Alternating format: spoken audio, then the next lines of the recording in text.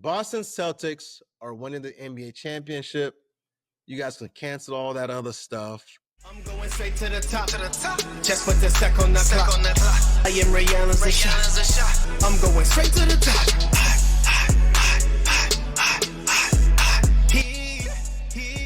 What's going on, everybody? Mike here, Sports and the Real Podcast, coming at you once again, as always. Don't forget to like and subscribe and share and all that good stuff. Tell a friend, tell a friend, tell a friend. Don't forget to check out the website, sportsandthereal.tv. Sportsandthereal.tv. I try to keep it updated as much as I can. But it's a lot going on, y'all. Y'all might be asking, well, why is this guy not recording as much as he usually does? I wish I could. I want to, but it's just so much going on. I'll be sharing more on that later. A lot of stuff happening, both for the podcast and outside of the podcast. So keep your eyes and your ears out on that. But I'm glad to be recording. My favorite time of the year, I got a couple favorite times of the year, actually. There is when the NBA and the NFL are on at the same time in the fall, right? That October, November, December time frame, great time of the year. And then there is this time of the year right now, which is when the NBA playoffs have started. Like, this is peak basketball. If you're a hoop head, this is peak basketball. And I'm recording this, after watching just about all of the game ones of the series in round one so far.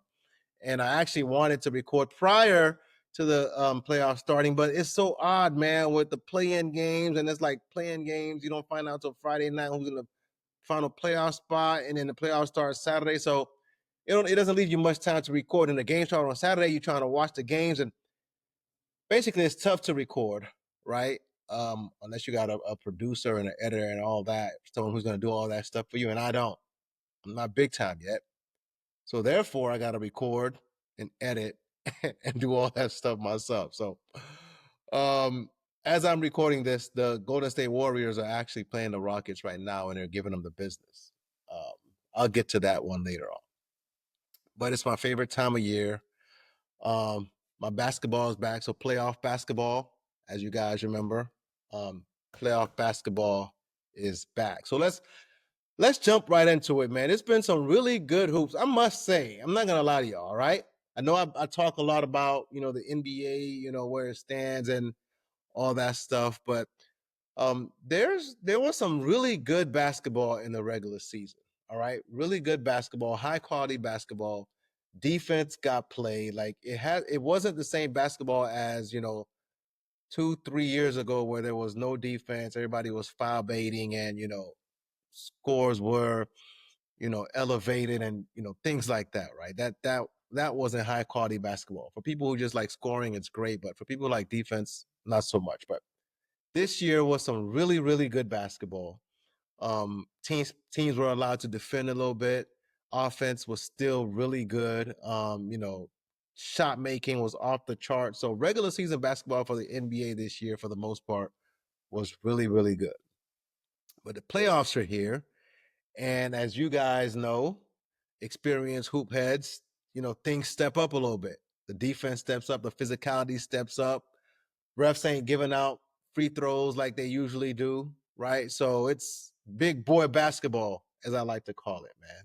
Big boy basketball. So let's jump right into it. I'll talk about my observations as well as my predictions for the NBA playoffs here. So let's start with the East. I'll just run it down here from first games to the last game. So the East started off with the Pacers-Bucks series on Saturday, and I thought Damian Lillard was going to be healthy to start the series, and they're saying he might be back. He's going to at least be back by game 3. So here's my thought on that. The Bucks and the Pacers played, and it was pretty much Giannis against 5 dudes. That's what it was. And it wasn't fair.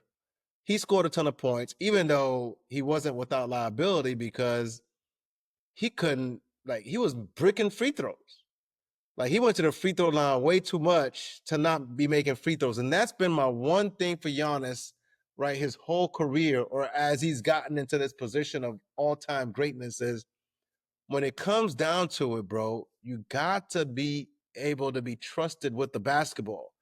And Giannis still cannot be trusted to go to the free throw line and knock down free throws. So the Pacers were like, look, we can't guard this dude. We're just going to hack a shack him. And we're going to send him to the free throw line. And as it turns out, at least for game one, Giannis still struggles at the free throw line to barely hit 50%. And that's going to be their Achilles heel. And I picked them. I picked the Bucks, right, assuming Dame was healthy. But I picked the Bucks to be a challenger to be like the only challenger to the Celtics in the East.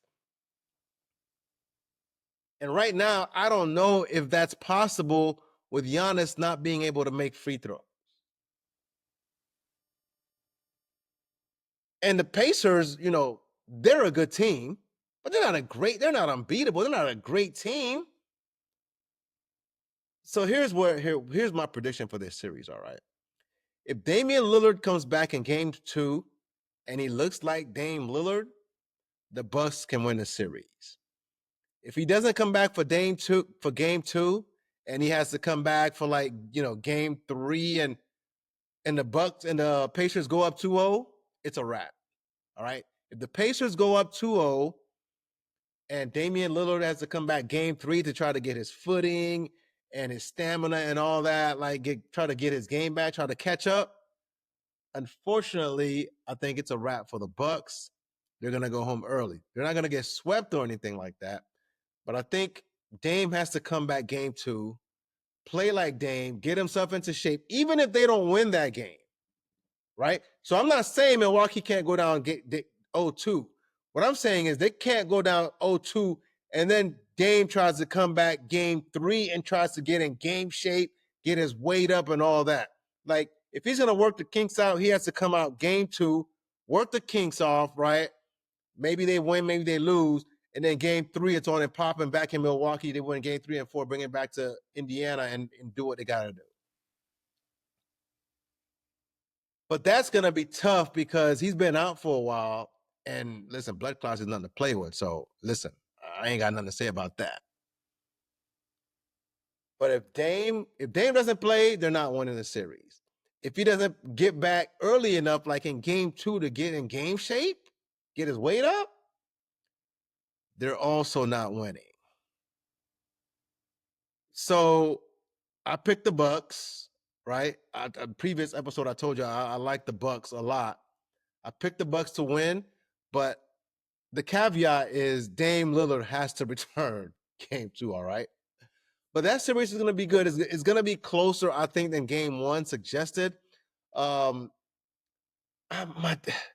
Kuzma, man. I told y'all Kyle Kuzma was supposed to replace Chris Middleton, but he really isn't a third guy like that, a third of a big 3 type of guy. He's a high-level role player. I don't know if he scored a game 1 in this series. But if he did, it was like 4 points. He was invisible. So in a game where there is no Damian Lillard, Kyle Kuzma, who's supposed to be the 3rd best offensive player on that team, is nowhere to be found. So if you're Milwaukee, you don't really have anywhere to turn to, right? Kevin Porter Jr. is a spark off the bench. Bobby Portis, at this point, you can't count on him to be consistent. At least not like he used to be. So I don't know what you do if you're the Milwaukee Bucks. The Pacers, on the other hand, they look good. They look really good. I didn't expect them to look that good. Like, even the Bucks are supposed to be a pretty good defensive team, but the Pacers played really, really well. Made some tough shots. Bucks try to make runs here and there, and they held them off. So the Pacers got a shot to win this series. Even when Dame comes back, right? If he comes back, like, the Pacers are a really good team. And I think they just match up really well. They give the Bucks problems. Even though the Bucks won the regular season series, they give the Bucks problems with just the way they play. But if Giannis ain't gonna make free throws, and if Dame is halfway back, Pacers are gonna win the series.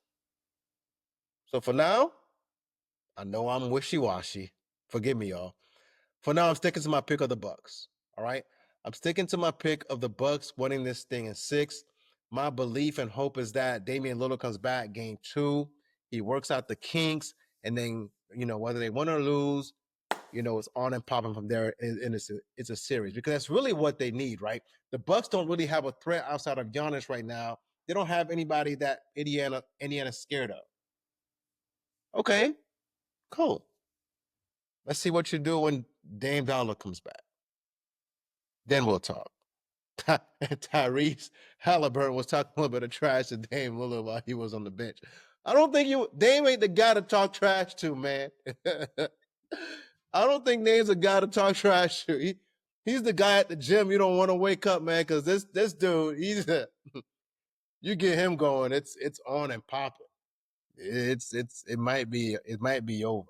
So you don't want to get to talking to Dame. So I'm not. This is gonna be a good series. I think the teams are evenly matched, right? They counter each other. But yeah, Dame has to come back to make it a series though. And then we had the Knicks and Pistons. Knicks, Pistons, man. I told y'all, listen, man, y'all gotta trust me with my basketball takes, all right? Y'all gotta trust me. I said the Pistons will give anybody a hard time. Nobody really wants to play the Pistons in the playoffs, and they don't. I know they're scaring the Knicks, but they're not going to beat the Knicks because they're inexperienced. All right, you can tell it's Cade's first time, right? Jalen Duren, these guys. Tobias Harris tried to carry them, but he's really not a carrier for a whole game like that, right? So what do? I like the Pistons squad, though, man. Like I said, I told y'all last year in the midst of a 20-something game losing streak, I told y'all the Pistons had a squad, and they're still on the come up. JB Biggerstaff is a hell of a coach. He got them boys playing, but they're young, and the Knicks took advantage of that. Inexperienced. But I still like the Pistons to make this a series. The Knicks truly, I know they came back, 21-0 run or something like that. Impressive stuff. That's impressive, New York. New York, stand up. That's impressive. But you can't keep getting down in a hole like that to the Pistons and expect to keep coming back. All right? A couple of these games, they're just going to stamp y'all out, and next thing y'all know, y'all down 2-1. 3-6 matchup. New York is supposed to win this series. They're the more experienced team. They were just there last year. They have the pieces. Jalen Brunson looks good. They have a pretty good team. They got a squad right now, a good enough team to really beat the Pistons, even though the Pistons are gritty and they're tough. Beat the Pistons 4-1 because they're more experienced. I mean, Cat is doing this thing, but if y'all keep playing like this, playing around with your food, y'all gonna find yourselves in a 2-1 hole. And who knows what happens after that. But I like the way the Pistons play, man. I just wish if they were a little bit more experienced, 1 or 2 years experience, they're taking the Knicks out. But because they don't understand that physicality yet, the playoffs, how it's just different. The whistles are different. It's tougher buckets, tougher defense. It's a grind. It's just different. And if you haven't been there, it's hard to prepare for it if you've never been there. And a lot of these guys on the Pistons squad, it's their first time, especially, the real leaders on that team, like Cade. Cade didn't really have a great game. He has to understand that it's going to be tougher. OG's going to be up in his jump. Anunoby ain't letting them up like that. So you gotta come ready to play. You got a big boy basketball, playoff basketball. All right, it's playoff basketball. So I expect the Knicks to take care of this series in 6. All right, they'll play around, they'll lose a couple, but I do expect the Knicks to take care of the Pistons in 6. It'll be a good series, some fun games. But again, I think that experience shows up when it matters. Jalen Brunson, Big Body Brunson, as they call him, as Big Perk calls him. When he's gone, that kid is gone. When Jalen Brunson gets going, he is a scoring machine. Makes he's going left, and you can't stop it. That's crazy. That's wild. So yeah, Knicks takes this series in 6 games. But Pistons are gonna put the league on notice for how they perform in this series. All right, y'all be on the lookout for that. Then on Sunday, Magic and Celtics, and I tell you, I swear to God, man, I really wanted the Magic to play the Cavs. Like if the Magic had played the Cavs, I would have picked the Magic to beat the Cavs. All right. Unfortunately, the Magic are playing the Celtics, and it's a different animal because the Celtics just have too many damn pieces, man. Too many pieces. The Magic defend like crazy, and they can switch, and they're long, and they make it tough for you. And I felt like if they played the Cavs, they would have beaten the Cavs because that style is just tough for the Cavs, I think. But for the Celtics, not so much, especially because the Magic aren't that great of scoring. So even though they can defend like crazy, the Celtics is just too good, man. And I told y'all this last time. It's an unfortunate reality. So I'm going to get it out the way now. The Boston Celtics are going to beat the Magic. Probably in 4 games. Definitely in 5 games. All right. So the Celtics are going to be the Magic, probably in definitely in 5 games. 5 games or less. Let's say 5 games or less. But here's the truth, man. I tried to tease y'all with this last time, but I don't want to say it, but I'm going to do it. The Boston Celtics are going to be NBA champions. The Boston Celtics are winning the NBA championship. You guys can cancel all that other stuff. It's a wrap. I think everybody else is just playing right now. They really are. The Celtics are going to win the championship this year. It's going to look really dramatic, but at the end of the day, the Celtics are going to win, and here's why. I told y'all last time the Celtics now have playoff experience. Last year, right, they were kind of jittery. You could tell jittery.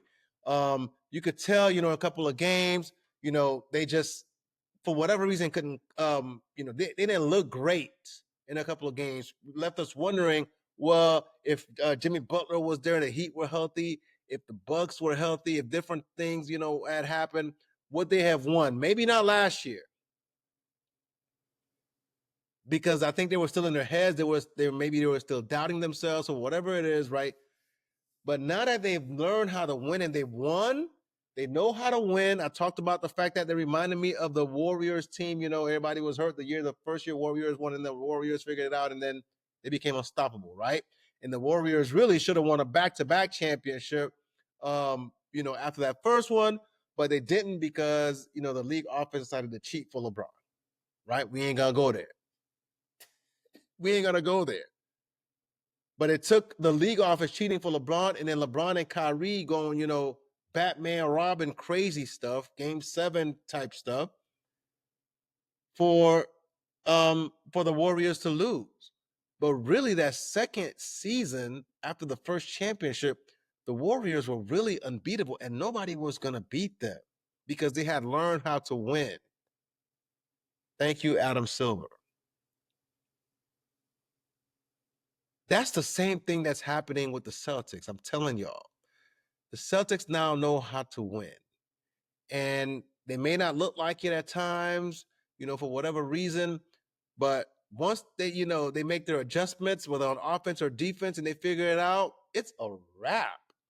There's really nobody right now who can make them pay because everybody matchup hunt, but you can't matchup hunt on the Celtics because everybody they play defends. And everybody they play can handle or shoot. Likely both. So what are you going to do? You can't take advantage of it. So as a result, all the switching and picking rolls and this and that, you can't do nothing. So the first reason why the Celtics can't win, are going to win a championship is because they just won last year and they've experienced it. And now, all of the jitters and all the things they had last year that may have kept them from winning had everybody been healthy is gone. They have the confidence and belief now. The belief now. They have the experience now to win a championship. They know what it takes, and they're confident as hell now. They may not have looked at it like it in the regular season all the time, but these boys know what it takes to win. One. Two, like I said, they play all these guys that are interchangeable. They don't really have any weaknesses. You can't pick on anybody on their team. They're filled with a bunch of their top 6, 7 players are all two-way players. They can all shoot, handle, defend. You can't pick on anybody. And Jrue Holiday, when he wants to get up in your shirt, he gets up in your shirt. He disrupts everything. He's an offensive disruptor. So that's 2. Third reason the Celtics are going to win is there's really nobody to take advantage of them.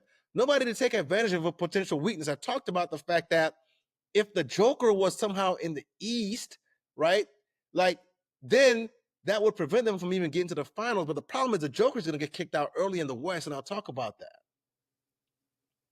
that. I'll talk about that. So the Celtics don't really have anyone to take advantage of, to beat them up inside, to make it so that they have to double the interior, because everybody's playing outside now. They're the master of the outside game. The Celtics are the master of the outside pick and roll game, and nobody's going to beat them at that game. You need somebody who's going to beat them at a different game, and that's where the Joker would come in, or Giannis and the Bucks maybe would have a chance, like I talked about before. But it's going to be tough as hell for anybody in the East to actually beat the Celtics, really anybody in the league at this point, because of the way the brackets are going to shake out, to beat the Celtics, because there's really no one out there to take advantage of, what could potentially be a weakness, which would really be somebody like the Joker beating them up on the inside. So that's 3. The fourth reason why, and really the most important reason why the Celtics are going to repeat and win a championship, and I'm telling y'all right now, write it down, bookmark it, whatever you got to do, save this, come back to it. The real reason why the Celtics are going to win a championship is because they can win. They're probably the only team in the league right now who can win without their best player playing great a whole series. Like every other top contenders, their best player has to play great in that series, even against the best teams for them to win. Like the Celtics can win without Jason Tatum looking great. Somehow, some way, whether it's Jrue Holiday, whether it's White, whether it's Jaylen Brown, somebody always picks up the slack. They have the most interchangeable, when it comes to importance, interchangeable important guys on their team. So the Celtics, you could game plan, try to game plan for Jason Tatum, and somehow, some way, man, they don't need Jason Tatum to score 30 points for them to win. So that's how it is. That's how it is gonna shake out. All right.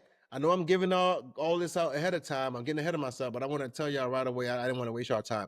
All right, the Celtics are gonna repeat because they just have the guys who can carry the load. They're the one team, right, who isn't reliant on their best player going off all the time. They don't need their best player to be their best player to win a series.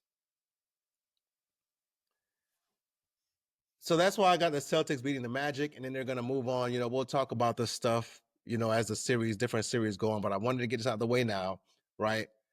The Celtics are going to win the championship. Get it out the way now. Save it, bookmark it, because of those 4 reasons. All right. In the last game, to kick off for the East was the Cavs and the Heat. Like I said, I really wanted the Magic to play the Cavs because I thought the Magic matched up well and Magic could beat the Cavs.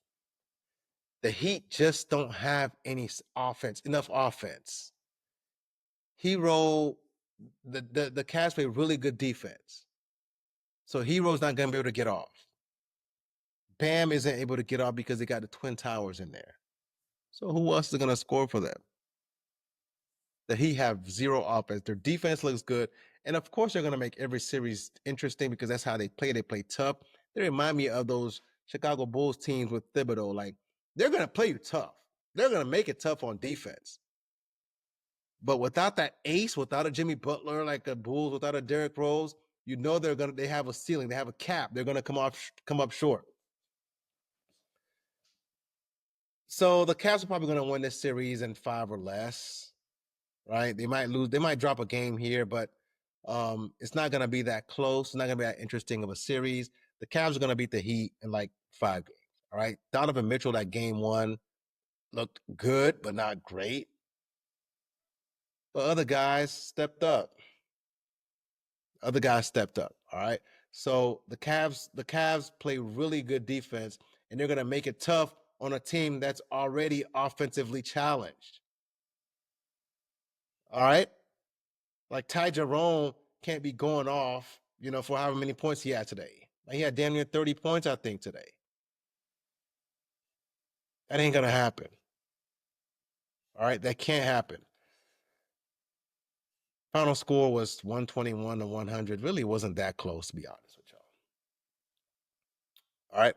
So that's the Eastern Conference first round. So in the first round, I'm picking the Cavs, the Bucks, the Knicks, and the Celtics. The only upset really is the Bucks, and that's if Dame comes back. If not, it'll be scratch. All right. Celtics, Cavs, Celtics, Bucks, Knicks move on in the East. In the West, things are interesting. The West started off with the Nuggets and Clippers as the first game, and that game was wild. And it's going to be wild every game. And that's because both teams have their limitations, all right? Both teams have veterans, great playoff basketball, veterans who know how to play, right? Kawhi's doing his thing in there. But they both have flaws.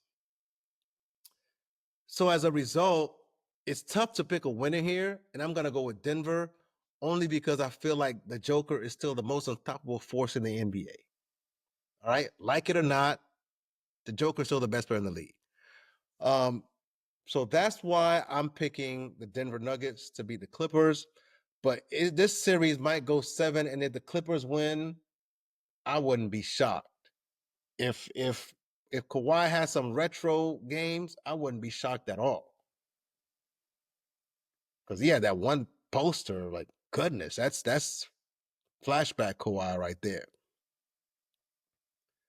But I think the Nuggets are going to win. I think because of the Joker, his ability to set his team up and to create and the attention that he draws, right? I know that people are going to double team him. That's what they got to do. And people are going to leave Russ open for jump shots. But Russ, he may miss his threes. He may miss some jump shots. But he makes big plays at big moments. His energy is always up. His defensive effort is there. Like, even when his shot ain't hitting, Russ earns some playing time because of the way he plays. The problem with Denver is, what the hell is Michael Porter Jr.? Bro is making too much to be so invisible all the time. Unbelievable how invisible this cat is. It's like he don't want to play. It's like he don't want to touch the ball. I don't know if it got too physical for him. Like, dude was right in the prime for the longest time. If this guy can actually step up and do something, like, come on, bro. Show up. Show up. You're making too much damn money to not do anything, MPJ. I'm sorry. So the Joker first game had 29, 9, and 12. James Harden balled out, by the way. James Harden balled out. Russ played well. But yeah, we're gonna need more help for the Joker here. Let me look at some stats real quick, because I want to see if my eyes were deceiving me with what I was seeing. I want to see what a stats at. All right. So Michael Porter Jr. Yeah, he didn't do much. Michael Porter Jr. hit one shot. That's what I thought. In 26 minutes? Michael Porter Jr. played 26 minutes and hit one shot. I wanted to check because that's what I remember. Like he didn't do nothing that game. So what the hell? Jamal Murray played okay. He can be better too, but we know what he can do. But Michael Porter Jr. is like, where the hell are you? We're looking out for this, bro. He makes too much money, man. So yeah, he ends up riding the bench, and people are like, well, why is Russ playing? At least Russ is aggressive. At least Christian Brown is aggressive. Michael Porter Jr. is invisible, bro. So in these type of moments, he's not gonna get to play. And that's unfortunate because he has the height. And he's the shooter on that team. He's really the shooter on that team. So if he ain't there, teams are just gonna pack it in on the Joker, man. That makes it tough. This guy really scored just 3 points. Unbelievable. Unbelievable. Yeah, I had to check that, y'all, because that's crazy. That's crazy to me. With that kind of salary to be invisible, yeah. The Clippers play really, really good defense. I like the way the Clippers defend. I like the way they play. It's not just ISO ball, James Harden step back. Like they actually run some sets. They do some things like Kawhi. Sometimes he's flashback Toronto Kawhi, San Antonio Spurs Kawhi. They're gonna be a tough out. Whether it's the Nuggets or anybody else, they're gonna be a tough out because they really defend.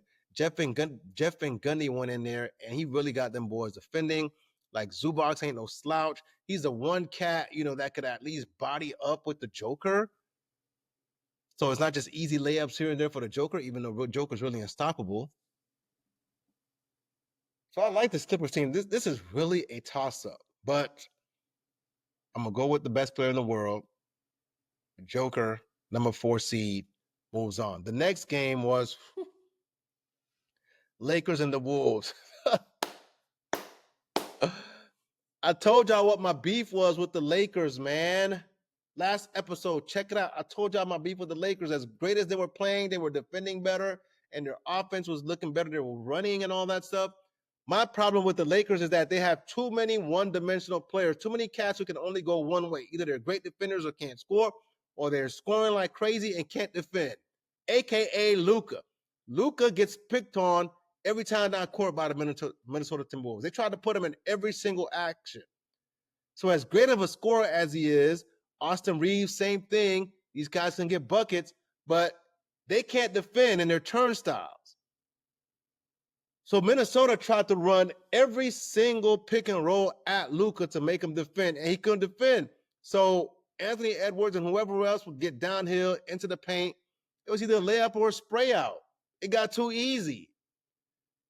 So the Lakers are going to have to adjust. How do you adjust for keeping Luka on the floor all the time and not have him get picked on? That's the Lakers' problem. So as great as they're playing, they're limited in that sense. They got guys who can defend but can't score, Vando. And they got guys who can score, can't defend, Luka, Austin Reeves.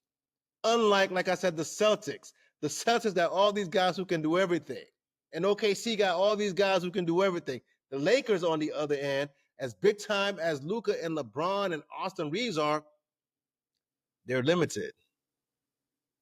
And Bron, to be honest with you, Bron was kind of a no-show himself in game 1. This ain't going to be no short series by any means, but the Lakers' limitation is going to show up in a series like this. Because the Timberwolves, they're going to have pick and roll. They're going to have pick and roll with Anthony Edwards. They're going to run a pick and roll. They're going to pick and roll with, like, Jalen McDaniels, like, Nickeil Alexander-Walker. Like, all these guys are going to run pick and rolls. And now Julius Randle is not over dribbling anymore. Like I said, he's not over dribbling like he was doing early in the season. Like, he's making timely passes. He's spraying it out. He's not taking bad shots. Like, it's going to be a tough out. It's going to be tough for the Lakers. So far, they have yet to really expose Rudy. They probably got some up their sleeve. But I'm sure based after last year's series, Minnesota's made some adjustments to how to not let Rudy get exposed like that. So Rudy gets to clog up the paint. The rest of these guys get to push up on defense. We'll see how it plays out. But if the Lakers are going to advance, it's going to be tough. It's going to be tough. They're going to need some guys to do some things they're not used to doing. Rui, like some of these guys are going to have to step up. Gabe Vincent, I don't know. They're going to have to show out because I swear to you, every play was run at Luka. Every single play. Made that boy try to slide his feet. He can't slide his feet. He can't. He's too slow. Apparently, evidently, Luka's still out of shape. That's why the Mavs got rid of him. Traded him.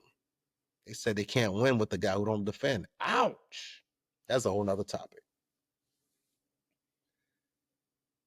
So the Timberwolves, and here's a hot take here. If Anthony Edwards is who I believe he is, the grandchild of Michael Jordan, the child of Kobe Bryant, the reincarnation or the next incarnation, whatever the word is, the next version of the two-headed monster guy, unstoppable freak athlete. If he's that guy, he has to win this series. Anthony Edwards has to win this series because the Lakers don't have anybody who can really guard him like that. So he can't let his team down by taking bad shots, settling for threes. Like he has to be attack mode 100%. So if Anthony Edwards is the guy I think he is, I believe he is, I want him to be, he needs to take this series over and like get Braun and Luka out of there. All right? Because the Lakers are flawed as hell. Your team, Minnesota Timberwolves, are much more complete than they are. You, Ant-Man, with Julius Randle, should be able to take this team out. 6 games max. Get them out of there. Don't play with them. Get them out of there. So because of that, because of the Lakers' limitations, as much as I like them to close the way they closed out the regular season, I think this is a bad matchup for them. Right? If the Timberwolves play the way they're supposed to play, this is a bad matchup for the Lakers. And I'm going to take the Timberwolves to beat the Lakers in 6 games. All right? But this really is Anthony Edwards needs to show like, hey, I'm here. I'm the real deal. Just like he was doing with KD last year. He took it from him. You got to come out and take it from Braun. All right? So that was the second game. The third game, Thunder and Grizz was the biggest blowout I've probably watched live. At least where I watched the whole game. This was terrible. You know what's frustrating about Memphis before I talk about OKC? Memphis is so frustrating because they can actually score. But the most frustrating part about the Memphis Grizzlies is Jaren Jackson Jr., man. The guy is big and tall and strong and long. But in the paint, he plays soft as hell. I can't stand it. I went on the rant last year about Karl-Anthony Towns and Rudy Gobert being big and playing soft. Jaren Jackson Jr. is another dude who is big, tall, strong, but don't play like it. There is not a single guy on OKC who should be able to bang down low with Jaren Jackson Jr. But because he's so busy trying to shoot tray balls, and when he gets in the paint, he's throwing up these, like, take Hartenstein's butt down low and, like, bang on him, bro. He shouldn't be able to hang with you. Chat Holmgren? Get Edie's butt out of the paint. Edie should be somewhere on the bench. Like, put my man Jaren Jackson Jr. down there and go to work, bro. But he was letting Hartenstein, like, come on, man. Hartenstein, Isaiah Hartenstein's a really good player, really good defender. But ain't no way you're going to tell me with that, you see his wingspan, Triple J's wingspan, with that wingspan, that mass, that athletic ability, his feet, he should have much better footwork in the paint, in the post, but he doesn't. He's kind of one directional in that sense. He likes to go left, shoot over his right shoulder. He can't go right. Everybody knows that now. He should be much better, but he is emblematic of this this kind of center basketball, right? Especially the American centers. Their inside game is almost invisible. Like after Boogie Cousins, like we don't have any American centers who actually can play basketball down low. They just want to catch lobs and shoot threes. Like Triple J should be down there. There is not a single person on the OKC Thunder who should be able to hang with Triple J. But his low post game isn't refined enough because he's out there shooting step back threes. That's the generation of big men that we have right now, bro. You are stronger than that guy. You have better feet than that guy. You should be able to dominate this guy down low. Yeah. Hanging on the rim on this dude. OKC should have to double team Triple J like they would have to double team the Joker. But they don't, because he's no threat down low. He was being guarded. Triple J was being guarded by Jalen Williams. Jaren Jackson Jr., instead of being in the paint banging on dudes, he was being guarded. OKC disrespected him and had Jalen Williams guarding him. I don't care if there was help, bro. That is unbelievably disrespectful for OKC to have a two guard, really, guarding 7 foot with a 8-foot wingspan giant. But he has no low post game. He's weak in the post. What is going on? Like, to me, I'm old school. Clearly, I'm an old head. To me, if you have a height advantage, especially at 7 feet, if you can make a 3-ball, great. But really, you need to be in the paint. You need to master the paint. All right? That's where you are the biggest threat. You are the biggest benefit to your team, is in the paint. And unfortunately, with all these big men trying to be guards, you end up in a situation like that where Memphis needs bigger bodies, but they're playing Zach Edey, but Zach Edey's not ready for prime time yet. So this game was a blowout. They had Jalen Williams on, bro. That was so frustrating to me. I had to let that out. The Thunder, well, they were as advertised. There's nothing to break down. They just were really good. They were really good. They play like they usually play. They play really good defense. The Thunder are just a smart team. They're a smart-ass team, man.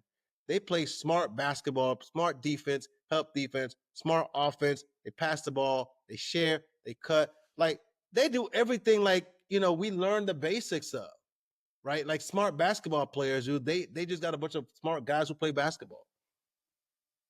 My only fear with the Thunder, which is why I'm picking the Celtics to repeat, my only fear with the Thunder is I still feel like they're over-reliant, like against the best teams, they're still over-reliant on SGA. So as balanced as they are, as balanced as they look against the Grizzlies, I still feel like against the best teams, they're gonna struggle because they're still reliant on SGA to go off. Unlike the Celtics, if Jason Tatum doesn't go off, they could still win a chip. They could still beat even the best teams in the league. They could still beat them even if Jason Tatum doesn't go off. Somehow they find a way to pick each other up. I feel like OKC still against the best team gonna need Shea to go off. And of course, we'll wait to see what happens. That's the reason why. Otherwise, I would pick OKC to win the championship. But I still feel like they're gonna get to a series where people are gonna lock in on Shea and force everybody else to beat them. And I don't know if they can do that. But otherwise, this team is complete. They're smart. Like, I love them. They play together. I love OKC otherwise. So they're gonna get rid of the Grizzlies. Um, Probably 5 games. May take them to 6, but yeah, it's not gonna be that close. To be honest with you. And then the last game, Rockets Warriors. So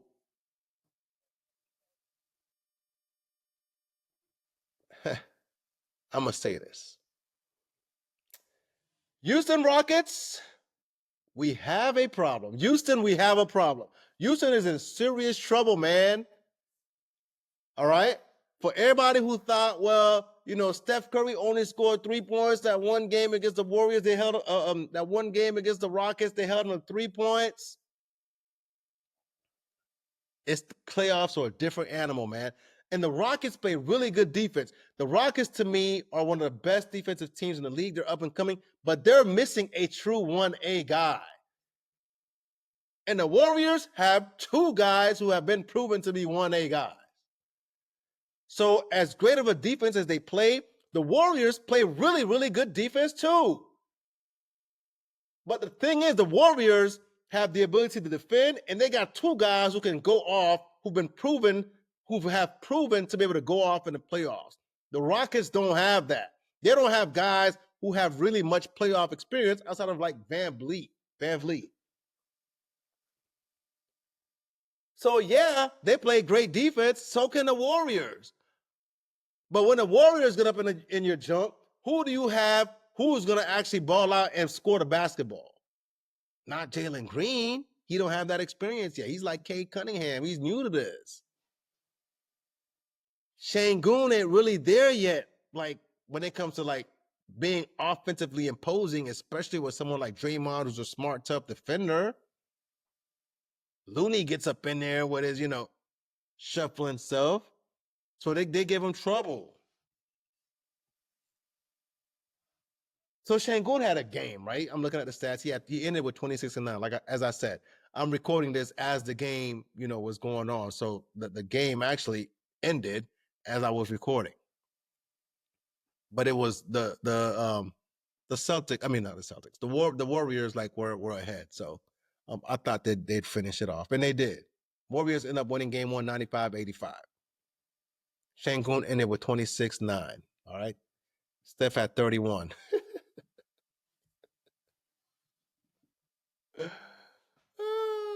The chef. Oh man. Steph had 31. Let's look at some more stats here. But the Warriors just have guys who are experienced. Draymond is experienced. He's smart. Jimmy is experienced. He's smart. Steph is experienced. He's smart. They have all these guys, man. You stack them up, smart experience. The Rockets ain't got that. Ime's a hell of a coach. He really is. But Van Vliet got experience, smart player. I ain't gonna lie to you. I don't know if Jalen Green's really, I would classify him as really a smart basketball player. He still takes some bad shots. He's still young. Takes some bad shots. Let's look at some stats. Jimmy ended with 25 plus 14 on the plus minus. These guys know how to play basketball. Steph had 31. Houston's in trouble. That's all I'm going to say, y'all. Houston Rockets are in trouble. The Warriors they just have too much experience. They know how to defend too. So the Rockets calling card is their defense, and the Warriors can defend too. But unfortunately, the Warriors got the offense and the experience and the smarts to beat them, where Houston just isn't there yet. So for that reason, give me the Warriors in 5. Give me the Warriors in 5 games. From play-in to winning their first round series in 5 games. All right? That's what it is. So that's how it's going to end for me in the West.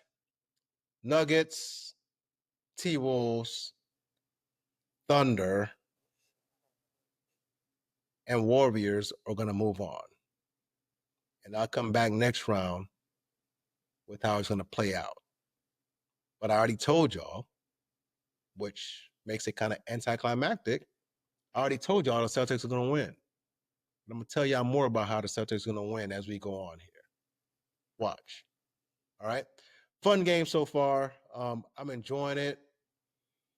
It's a lot going on, but I'm hoping to be able to make time to be able to at least watch a one playoff game a night. All right. Because it's really, really good basketball. Dudes are playing. Young dudes are really playing basketball. But I'm gonna leave it here, y'all. Appreciate y'all hanging out with me for a few minutes. Again, I don't take it lightly. I really don't. Thanks for checking me out. But I'm gonna catch you guys next time. More to come. Mike, Sports and Real. Peace. I'm going straight to the top. Just put the stack on the clock. I am Ray Allen's a shot. I'm going straight to the top.